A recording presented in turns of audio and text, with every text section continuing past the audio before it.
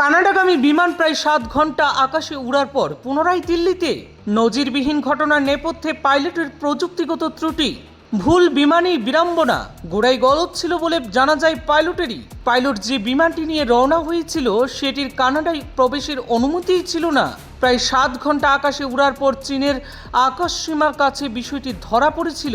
বিমান পরিষেবায় নিয়ম মেনেই বিমানটি দিল্লিতে ফিরিয়ে আনা হয়েছে। ঘটনাকে ঘিরে ব্যাপক চাঞ্চল্যের সৃষ্টি হয়েছে যাত্রী সাধারণের মধ্যে। বিমান পরিষেবার একটি অস্বাভাবিক ঘটনা আবারও ধরা পড়ল আমাদের ক্যামেরায়। দিল্লি থেকে কানাডাগামী এয়ার ইন্ডিয়ার ফ্লাইট AI-185 প্রায় 7 থেকে 8 ঘন্টা আকাশে ওড়ার পর ভুল বিমান ব্যবহারের কারণে দিল্লিতে ফিরে আসতে বাধ্য হয়। বিশদে জানা যায়, দিল্লি থেকে কানাডাগামী একটি আন্তর্জাতিক ফ্লাইটে ঘটেছে এই অবাক করা একটি কাণ্ড।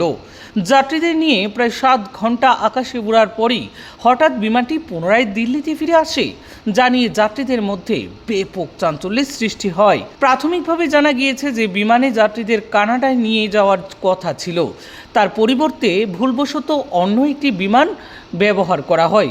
বিমানটি ছিল বোয়িং 777-200 LR, কিন্তু কানাডায় এই রুটে উড়ার অনুমতি ছিল শুধু বোয়িং 777-300 FR এর, অর্থাৎ ভুল মডেলের বিমান পাঠানো হয়েছিল, যেটা কানাডার প্রবেশের অনুমতিই ছিল না। মাঝ আকাশে এই বিষয়টি ধরা পড়তেই নিরাপত্তাজনিত কারণে পাইলটরা ফ্লাইটটিকে ঘুরিয়ে দিল্লিতে ফেরত আনার সিদ্ধান্ত নেন।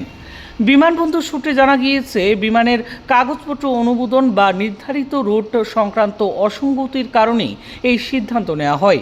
যাত্রীদের নিরাপত্তাকে সর্বোচ্চ গুরুত্ব দিয়ে এই পদক্ষেপ নেওয়া হয়েছে বলে জানানো হয়েছে কর্তৃপক্ষের তরফ থেকে।